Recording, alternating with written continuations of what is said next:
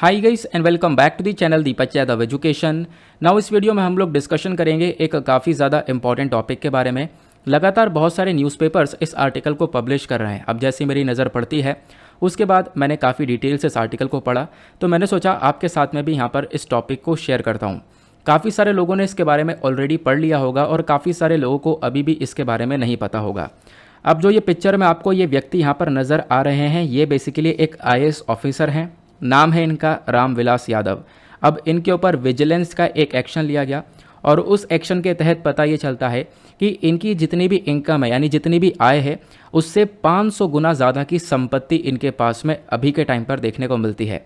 Example के तौर पर लेते हैं कि मान लो करेंट टाइम पर इनकी सैलरी पर मंथ की 1 लाख रुपए है, सपोज करते हैं, तो यानी कि इनके पास जो संपत्ति है वो 5 करोड़ से ज़्यादा की देखने को मिल रही है। अब ऑब्वियस ही बात है कि सैलरी इतनी कम और इतना सारा संपत्ति कैसे जमा कर लिया, उसके पीछे का यहाँ पर एक रीज़न आपको देखने को मिलेगा, वो है करप्शन। तो वो चीज़ें यहाँ पर की गई हैं। तो आप कहोगे ऐसे कैसे बोल दिया कि करप्शन, तो उसके बारे में आगे मैं आप लोगों को न्यूज़ आर्टिकल से समझाता हूँ। डायरेक्टली मैं आप लोगों को न्यूज़पेपर पर लेकर चलता हूँ। अच्छा, आज मैं यहाँ पर ये वीडियो को क्यों लेकर आया हूँ? देखो, आज सैटरडे है और आपको पता होगा कि ये जो टाइम है जिस समय ये वीडियो अपलोड हो रहा है, इस समय हम लोग एक डेली करंट अफेयर के वीडियो को अपलोड करते हैं, लेकिन आज सैटरडे है। तो सैटरडे का वीडियो कल अपलोड हो चुका था, क्योंकि एक दिन पहले हम लोग वीडियोस को अपलोड करते हैं। तो कल संडे ऑब्वियस ही बात है, तो संडे का वीडियो आज शाम को अपलोड होना था, लेकिन संडे में हम लोग रिवीजन करते हैं, तो उसका वीडियो मैं अभी रिकॉर्ड नहीं कर रहा हूँ। ठीक है, क्योंकि यहाँ पर कुछ PPTs में प्रॉब्लम है, तो उनको मैं अरेंज कर रहा हूँ, क्योंकि मंथली कंपाइलेशन तैयार करना पड़ता है।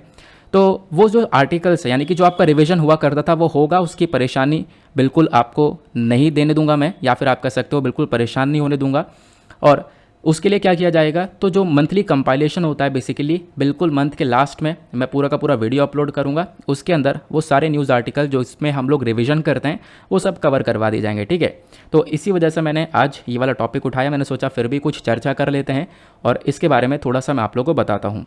ये आर्टिकल आपको GS पेपर 4 एथिक्स में भी हेल्प करेगा। ठीक है ना। अब मैं आपको कुछ न्यूज़ आर्टिकल्स पर लेकर चलता हूँ।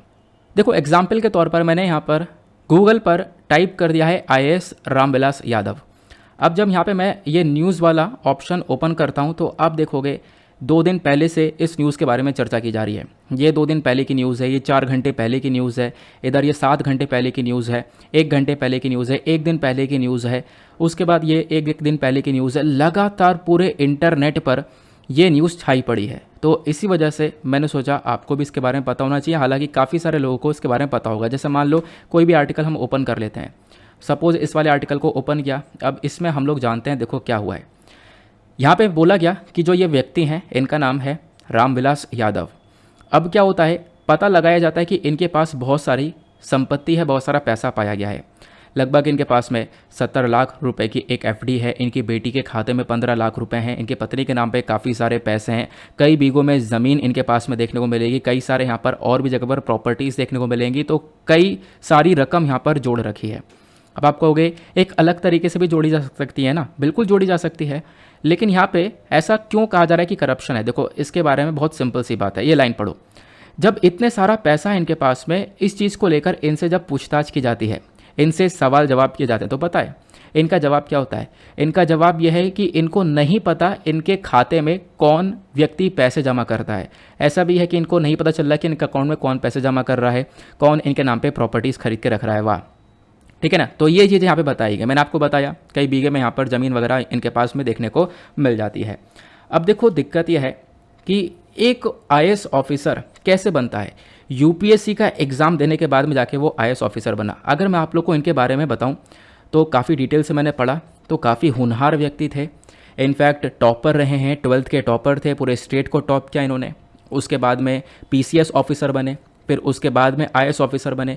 तो मतलब एक व्यक्ति UPSC का एग्ज़ाम क्लियर कर कर जाकर नेशन के प्रति सर्व कर रहा है, लेकिन फिर कुछ इस प्रकार की हरकतें एक ऑफिसर के थ्रू देखी जाती हैं, तो कहीं ना कहीं ये चीज़ें उस पोस्ट को बहुत ज़्यादा डिग्रेड कर देती हैं। अब एग्जाम्पल के तौर पर मैं आप लोगों को बताऊं, पिछले 1 महीने में या पिछले 1.5 महीने में ऐसे और भी एग्जाम्पल देखने को मिले हैं। रिसेंटली हमने पूजा सिंघल के बारे में चर्चा की थी, एक महिला जिन्होंने काफ़ी सारी घूस खा रखी थी, वो भी एक IAS ऑफिसर थी। फिर अभी 15-20 दिन पहले की बात है, दिल्ली वाला केस आपको पता होगा।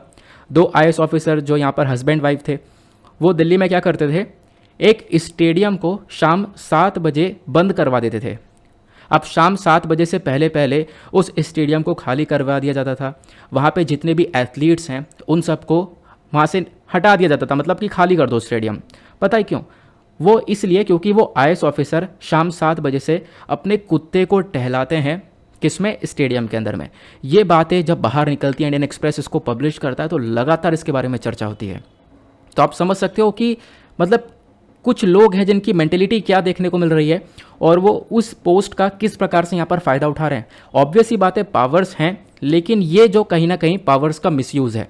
तो जीएस पेपर 4 एथिक्स के अंदर ये एग्जाम्पल्स आप लोग बहुत आराम से डायरेक्टली कोट कर सकते हो। खासकर वो जो कुत्ते वाला एग्जाम्पल था वो तो आराम से आप लोग यहाँ पर कोट कर ही सकते हो, ठीक है ना। अब जीएस पेपर 4 एथिक्स से मुझे याद आया, यूपीएससी क्लियर करते वक्त हम लोग एग्ज़ाम दे रहे हैं, जीएस पेपर 1, 2, 3, 4 इन सब की तैयारी कर रहे हैं।